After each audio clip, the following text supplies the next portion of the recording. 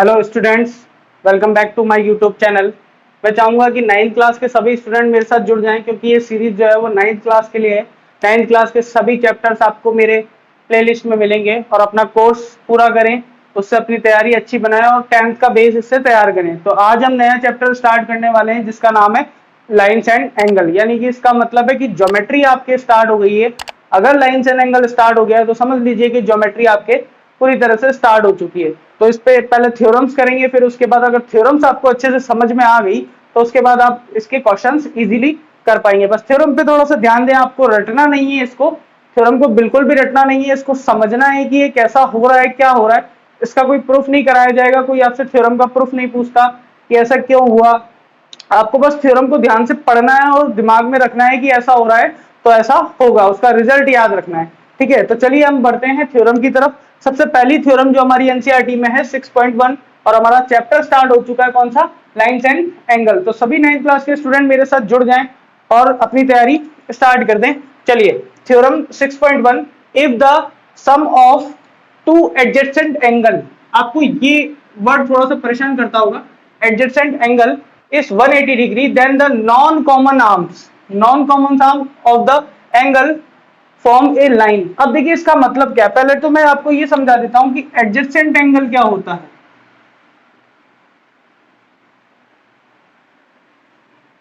Adjacent angles क्या होते हैं, देखिए कि यहाँ पे मैं दो एंगल बना रहा हूं, एक ये लाइन है और एक ये लाइन है और एक ये लाइन है। ठीक है, तीन लाइनें हैं यहाँ पे और एंगल कितने बन रहे हैं? दो एंगल।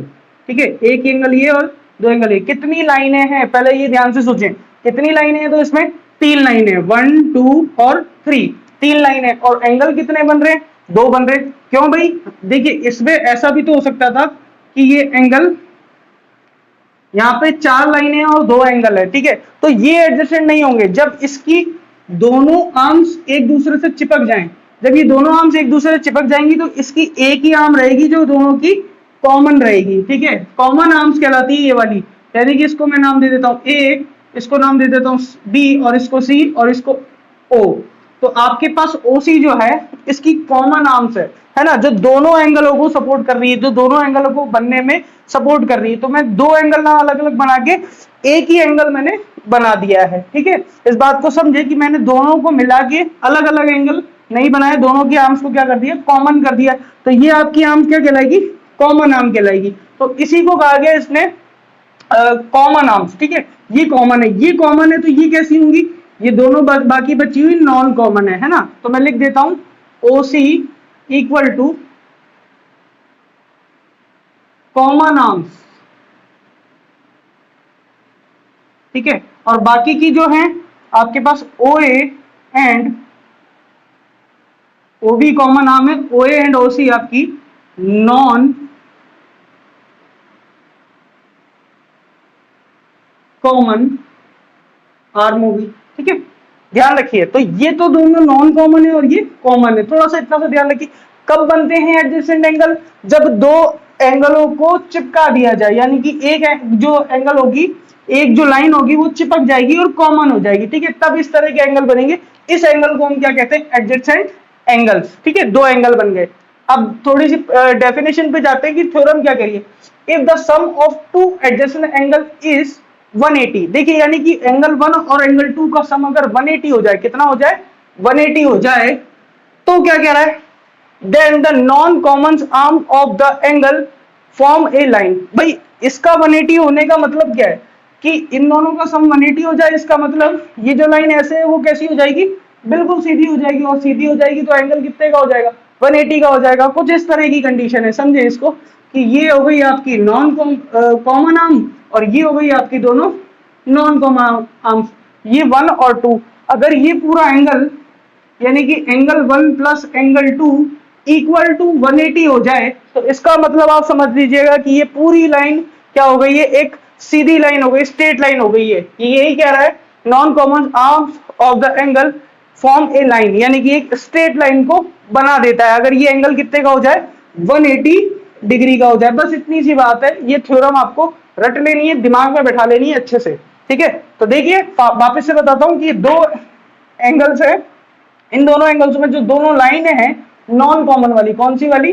देखिए नॉन कॉमन वाली, ये तो कॉमन है और ये नॉन कॉमन है। अगर ये दोनों अपना एंगल का सम कितना कर लें, 180 कर लें, अगर 180 सम हो गया ना बच्चों, 180 सम हो गया तो ये लाइन कैसी हो जाएगी, ये लाइन बिल्कुल सीधी हो जाएगी। और जब सीधी हो जाएगी तो एंगल कितने का होगा, 180 का होगा। इतनी सी बात आपको ध्यान रखनी है, ठीक है बच्चों। अगर पसंद आया तो लाइक करो, शेयर करो दोस्तों के साथ में और अपनी तैयारी मजबूत बनाओ। चलो इसको आप नोट करो, फिर हम बढ़ते हैं अपनी नेक्स्ट थ्योरम की तरफ। चलिए इसको नोट कीजिए। चलिए बच्चों, आपने उतार लिया होगा पिछला वाला। अब हम आगे बढ़ते हैं थ्योरम नंबर 6.2 और 6.3 की तरफ, ठीक है। इस थ्योरम को ध्यान से पढ़िएगा, बिल्कुल एक्सरसाइज में आपको बिल्कुल हेल्पफुल रहेगी ये थ्योरम, है ना। और एक्सरसाइज तो हम ऐसे उड़ा देंगे, ऐसे उड़ा देंगे कि आपको पता ही नहीं चलेगा चुटकियों में कब हमारी एक्सरसाइज सॉल्व हो गई। तो चलिए हम बढ़ते हैं थ्योरम नंबर 6.2 की तरफ। लेकिन उससे पहले मैं कुछ इनकी शब्दावली समझाऊंगा, कुछ वोकैबुलरी समझाऊंगा, उसको भी ध्यान से पढ़ें। देखिए ये कह रहा है, if a transversal intersect two parallel lines then each pair of alternate interior angle is equal. अरे कुछ भी समझ नहीं आया, नहीं आया ना, चलो कोई बात नहीं, समझते हैं। ट्रांसवर्सल, पहला वर्ड है ट्रांसवर्सल। पहले हम ट्रांसवर्सल को समझते हैं कि ट्रांसवर्सल क्या है। देखो मैं सारी चीजें समझा देता हूं कि दो लाइनें हैं, ठीक है, इसका नाम है ए बी और इसका नाम है सी डी। अब इस लाइन को एक तीसरी लाइन जब काटेगी ना, ये वाली लाइन जब काटेगी तो इस लाइन को हम क्या कहेंगे, ट्रांसवर्सल लाइन कहेंगे। क्या कहेंगे, ट्रांसवर्सल लाइन कहेंगे, ठीक है। तो इसको ध्यान रखें कि जब दो लाइनें सीधी हैं, पैरेलल हैं, पैरेलल कह लो या पैरेलल नहीं भी हैं, तो इस तरह से दो लाइनों को एक साथ अगर कोई तीसरी लाइन काटे ना तो उस लाइन को हम क्या कहते हैं, ट्रांसवर्सल लाइन कहते हैं। बच्चों याद रखना इसको, ठीक है। अब ध्यान से पहले एंगल के नाम सुन लो कि कौन कौन से एंगल होते हैं।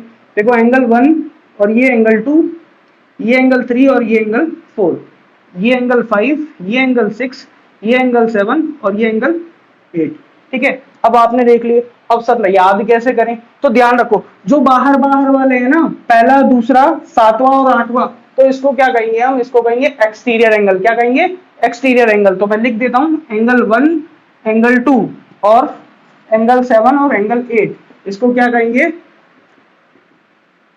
एक्सटीरियर एंगल्स, ठीक है। अब बचे कौन से, अंदर वाले, तो इनको कहेंगे क्या, इंटीरियर एंगल। जो अंदर है ना, ये देखो अंदर दिख रहे हैं, ये इसको क्या कहेंगे हम, इंटीरियर एंगल। बहुत ही सिंपल है, ठीक है। चलो लिखते हैं 3, एंगल 4, एंगल 5, एंगल 6, तो इनको क्या कहेंगे हम, इंटीरियर एंगल।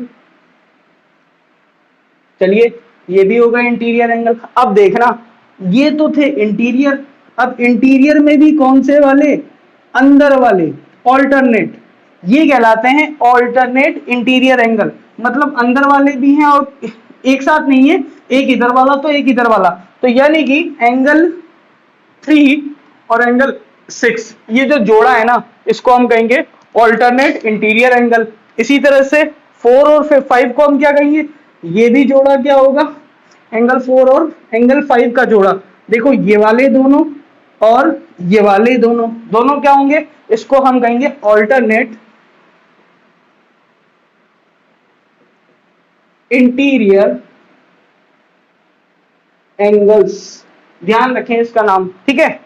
अब देखिए अब बचे बाहर वाले, तो बाहर वाले में देखिए ये 1 और 8, एक तो इधर वाला और एक उधर वाला, और कौन से बाहर वाले, ये कहलाते हैं आपके एक्सटीरियर, ऑल्टरनेट एक्सटीरियर एंगल। तो एंगल 1 और एंगल 8 क्या कहलाएंगे, ऑल्टरनेट एक्सटीरियर एंगल। शॉर्ट में ऐसे लिखा जाता है AEA, ऑल्टरनेट एक्सटीरियर एंगल, ठीक है, ये ध्यान रहेगा। इसी तरह से दूसरा जोड़ा कौन सा हो जाएगा, 2 और 7 का, तो एंगल 2 और एंगल 7, है ना, ये कौन सा रह जाएगा, एक्सटीरियर एंगल का जोड़ा, ठीक है। समझ में आ रहा है ना दोस्तों, कुछ भी कठिन नहीं है। ये सारे अंदर वाले कौन से हैं, सारे अंदर वाले तो इंटीरियर, सारे बाहर वाले एक्सटीरियर। अब अगर अंदर वाले में से भी ऐसे ऑल्टरनेट लोगे तो उसका नाम हो गया ऑल्टरनेट इंटीरियर, और बाहर वाले में से ऑल्टरनेट लोगे तो उसका नाम क्या हो गया, ऑल्टरनेट एक्सटीरियर। कुछ रटने की जरूरत नहीं है। चलिए आगे बढ़ते हैं। अब हम ये देखते हैं, देखिए अब ये वाला जोड़ा और ये जोड़ा, ये दोनों एक ही लाइन पे, तो इसको क्या कहेंगे, कॉरस्पॉन्डिंग एंगल कहेंगे। ये दोनों कॉरस्पॉन्डिंग, ये दोनों कॉरस्पॉन्डिंग, ये दोनों कॉरस्पॉन्डिंग और ये दोनों कॉरस्पॉन्डिंग। अगर आपने ये ध्यान रख लिया ना, यानी कि आपको सारे एंगल रट चुके हैं, है ना। और रटने की कोई जरूरत नहीं है, चित्र डायग्राम देख के आप बता सकते हो कि कौन सा एंगल क्या नाम से जाना जाएगा। ठीक है, तो अगर आपने ये सब क्लियर कर लिया है तो अब हम बढ़ेंगे किसकी तरफ, अब हम बढ़ेंगे किसकी तरफ, ट्रांसवर्सल लाइन के कंसेप्ट पे, यानी कि थ्योरम नंबर 6.2। चलिए, तो आपने ये नोट नहीं किया तो एक बार नोट करिए, फिर हम बढ़ते हैं किसकी तरफ, थ्योरम की तरफ।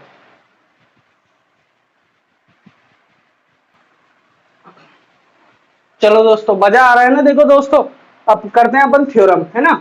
स्क्रीन को पॉज करके ना नोट कर लिया करो, फिर उसके बाद हम बढ़ते हैं आगे किसकी तरफ, थ्योरम की तरफ। चलो थ्योरम देखते हैं।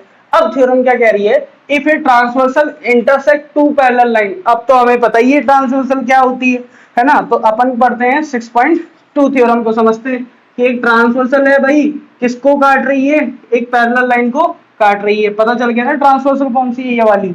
तो ये लाइन तो हो गई हमारी ए बी, ये हो गई सी डी। अब क्या कह रहा है पहला line, then each pair of alternate interior angle is equal, यानी कि ऑल्टरनेट इंटीरियर एंगल है ना वो इक्वल होंगे। सीधी सीधी बात है, अगर ये दोनों लाइनें पैरेलल हैं, अगर ये दोनों लाइनें पैरेलल हैं तो ऑल्टरनेट इंटीरियर एंगल क्या होंगे, इक्वल होंगे। ये इसने कह दिया, ये कौन कहता है, थ्योरम नंबर 6.2। देख लेते हैं कौन कौन से एंगल इक्वल होंगे।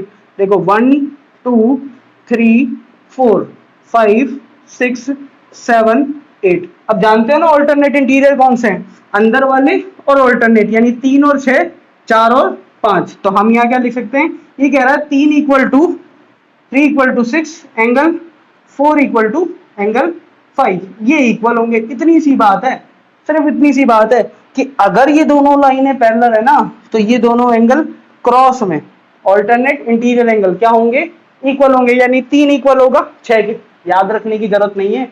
ये क्या कह रहा है, इंटीरियर, इंटीरियर का मतलब अंदर वाले, और ऑल्टरनेट का मतलब एक इधर वाला और एक इधर वाला।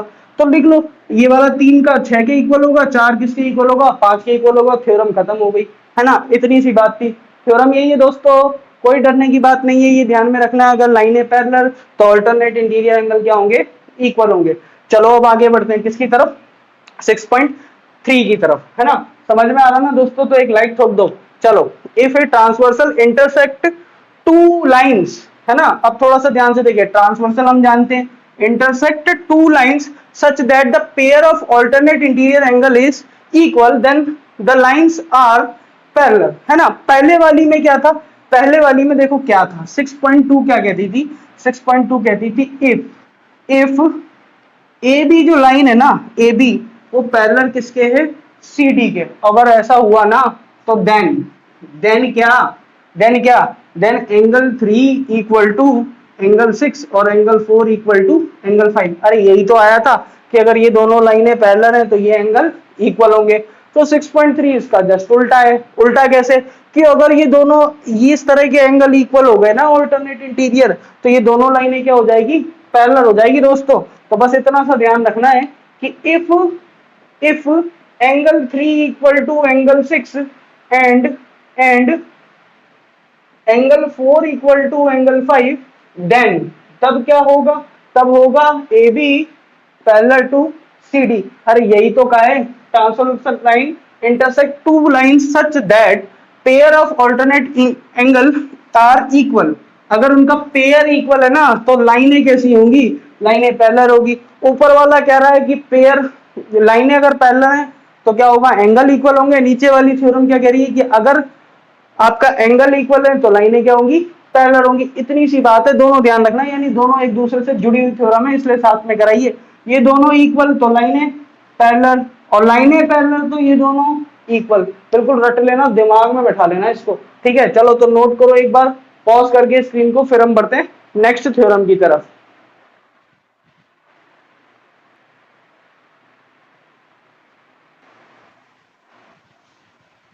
चलो बच्चों, अब बढ़ते हैं हम किसकी तरफ, अगली थ्योरम की तरफ। इंपॉर्टेंट है बच्चों, आराम से समझना इसको, बिल्कुल आराम से समझ में आएगी। तुम्हारा जो बेस तैयार कर रहा हूं ना मैं ज्योमेट्री के लिए, वो बिल्कुल आगे तक इसी तरह बरकरार रखना। चलो अब हम बढ़ते हैं किसकी तरफ, थ्योरम नंबर 6.4 की तरफ। If a transversal intersect two parallel lines, then, अब इसका मतलब समझ में आ रहा होगा ना ट्रांसवर्सल का क्या है, intersect two parallel lines, then each pair of interior angles on the same side of transversal is supplementary. ये क्या कह रहा है भैया कि एक ट्रांसवर्सल लाइन इंटरसेक्ट कर रही है, किसको कर रही है भाई, दो लाइनों को इंटरसेक्ट कर रही है, और वो लाइनें कैसी हैं, कैसी हैं, टू पैरेलल लाइंस किसको इंटरसेक्ट कर रही हैं, दो पैरेलल लाइनों को इंटरसेक्ट कर रही है। चलो ठीक है, दोनों पैरेलल थी, है ना, ये ए बी अपनी है और ये अपनी सी डी है, और ये कोई ट्रांसवर्सल है, इसको कह देते हैं हम एक्स वाई। तो यानी कि ये क्या कह रही है, 6.4 कह रही है कि if A B parallel to C D, अगर A B parallel to C D है ना, तो देखो कौन से वाले एंगल है, interior angles on the same side of the transversal. अब इंटीरियर तो मैंने चार बताए थे, 1 2 3 4, ये चारों के चारों इंटीरियर नहीं, कौन से वाले लेने, ऑल्टरनेट वाले नहीं लेने, इधर वाले लेने, या तो इधर वाले लो या फिर उधर वाले लो।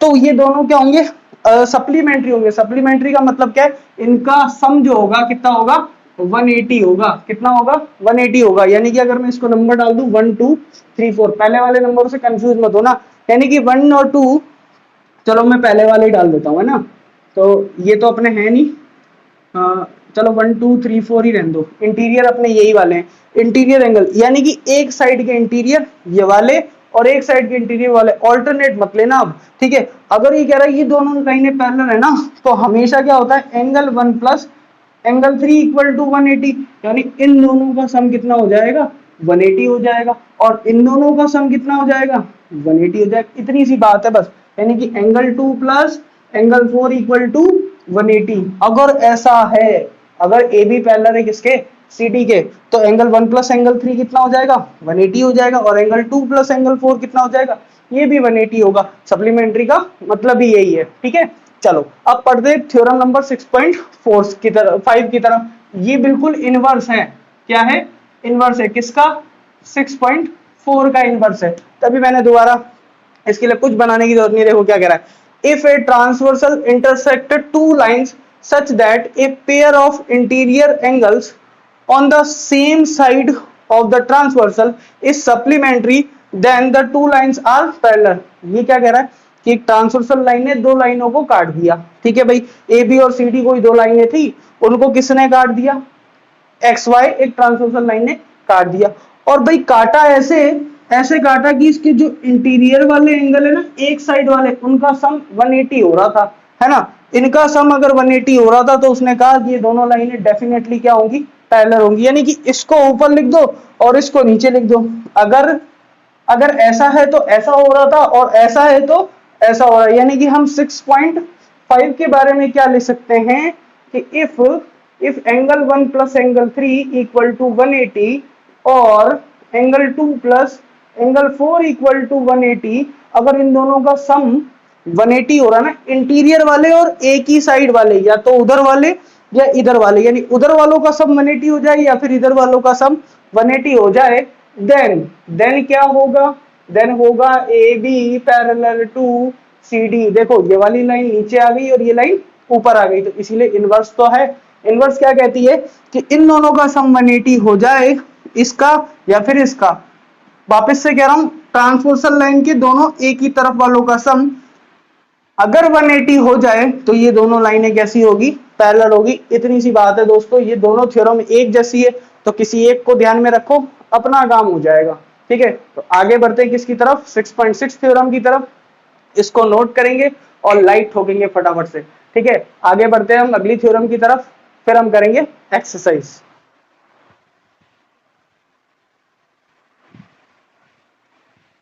चलो दोस्तों, अब बढ़ते हैं हम किसकी तरफ, हमारी लास्ट थ्योरम की तरफ। अब मजा आए ना तो शेयर कर देना बस, है ना। अब देखो लास्ट वाली हमारी थ्योरम नंबर 6.6 क्या कह रही है, line which are parallel to the same line are parallel to each other. यानी कि कोई लाइन से, है ना, देखो समझो इसको, बिल्कुल बेतुकी थ्योरम है, ये तो आपको आनी चाहिए। ये दो लाइन है, ठीक है। अब मैं कह रहा हूं एक तीसरी लाइन और आई, कौन सी लाइन आई, एक तीसरी लाइन आई। बेचारी पहले अकेली थी ए, और ये थी बी, ये थी सी, और ये थी डी, और ये थी एक्स, और ये थी वाई, है ना। पहले ये दो लाइनें थी, ठीक है। तीसरी लाइन आ गई।